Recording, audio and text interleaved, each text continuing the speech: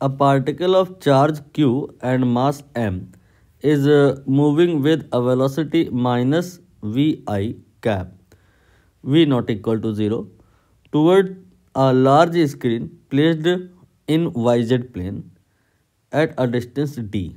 If there is a magnetic field b vector equal to b naught k cap, the minimum value of v for which the particle will not hit the screen is. Summary क्या है कि एक charge particle है, वो YZ plane की तरफ आ रहा है. कहाँ से? पॉजिटिव एक्स एक्सिस से आ रहा है, ओरिजिन की तरफ आप मान लो आ रहा है. और यहाँ पर मैग्नेटिक फील्ड है, उस मैग्नेटिक फील्ड की वजह से उसमें डिफ्लेक्शन होगा और उसका जो पाथ होगा वो सर्कुलर बन जाएगा. तो यहाँ पर v की वैल्यू बहुत ज़्यादा नहीं होनी चाहिए. अगर बहुत ज़्यादा हुई तो सर्किल बहुत बड़ा बनेगा. v की वैल्यू अगर हम थोड़ी कम रखेंगे तो जो सर्किल बनेगा वो थोड़ा छोटा बनेगा और वाईजेड प्लेन को टच करके निकल आएगा और यू कैन से हिट नहीं करेगा. डायग्राम बना के समझाएंगे तो बेहतर रहेगा. देखिए, सबसे पहले एक्स एक्सेस बना लेते हैं. ये हो गया एक्स एक्सेस, इसको आई कैप भी कह सकते हैं. माइनस आई कैप में इलेक्ट्रॉन मोशन कर रहा है, तो यहाँ पर हमने एक इलेक्ट्रॉन बनाया और इसको माइनस आई डायरेक्शन में मूव करा दिया. और अब हम वाईजेड प्लेन बनाएंगे. ये आपका जे कैप हो गया और ये आपका के कैप हो गया. इन दोनों को मिला करके जो बनेगा plane that will be YZ plane. ये आपका वाईजेड प्लेन रेडी हो गया. इस वाईजेड प्लेन की तरफ ये आपका जो इलेक्ट्रॉन है, इलेक्ट्रॉन नहीं चार्ज पार्टिकल आ रहा है. ठीक है. अभी अगर कोई मैग्नेटिक फील्ड ना हो तो ये आएगा और ये जो डिस्टेंस है डी, वी स्पीड से अगर आ रहा है तो इसको टाइम लगेगा. Distance speed time equal to D by we.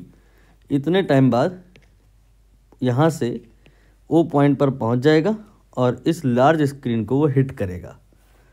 But यहाँ मैग्नेटिक फील्ड है. ये मैग्नेटिक फील्ड आपने देखा होगा, बी नॉट के कैप है. मतलब इस डायरेक्शन में यहाँ पे मैग्नेटिक फील्ड है, जिसकी वजह से क्या होगा, जिसकी वजह से इस पार्टिकल पे यहाँ पर इलेक्ट्रॉन लिख गया है, ये इलेक्ट्रॉन नहीं है, ये पॉजिटिव चार्ज मानना होगा.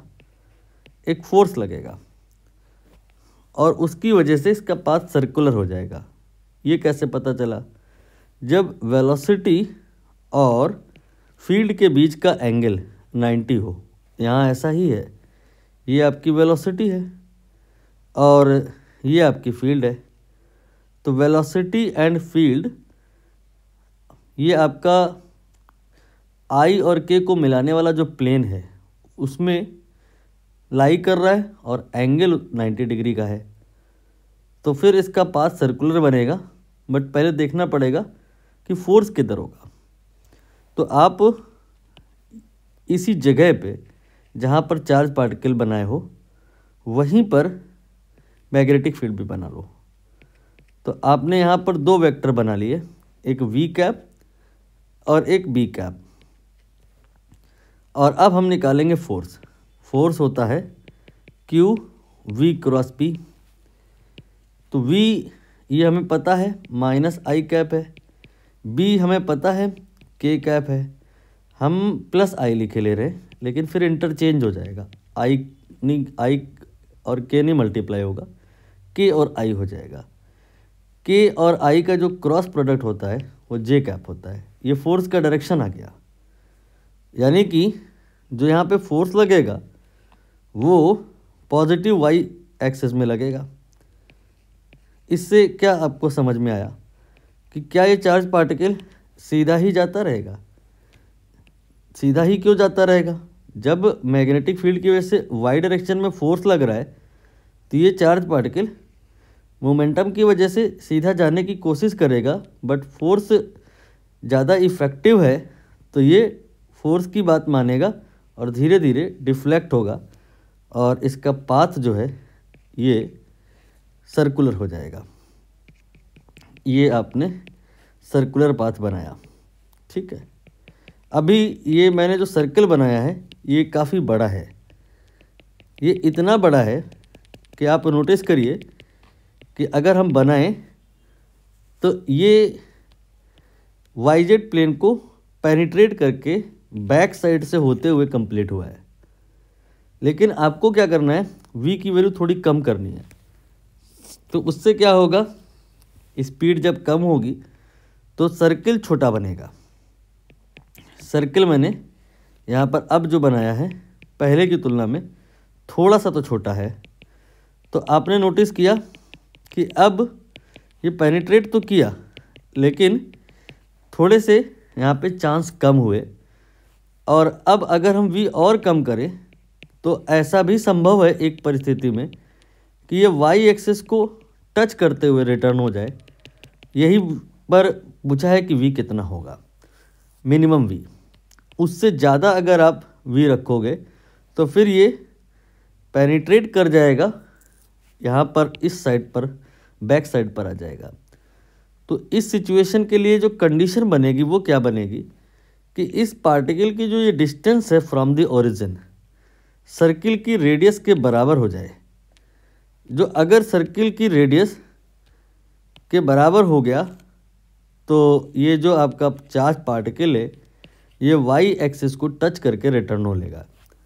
बट अगर V ज़्यादा रहा या फिर रेडियस यू कैन से ज़्यादा रहा तो जो सर्कल बनेगा वो Y एक्सिस के लेफ़्ट में हो करके रिटर्न होगा।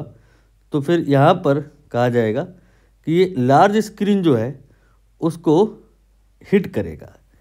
यहाँ पे हिट करवाने से बचाना है, तो इसका मतलब हमको V को थोड़ा कम रखना है और पहले ही या अधिकतम यू कैन से टच करा करके वापस निकलवा लेना है। तो कंडीशन ये आई है कि R जो होगा वो D के बराबर होगा।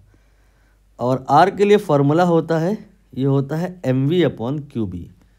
जो अगर R का फॉर्मूला पता है तो बहुत अच्छी बात है, नहीं पता है तो एक लाइन का डेरिवेशन है। सेंट्रीफ्यूगल mv²/r ये आपको qvb के बराबर करना होता है। यहाँ पर ये वाला जो फोर्स है ये आपका qvb है।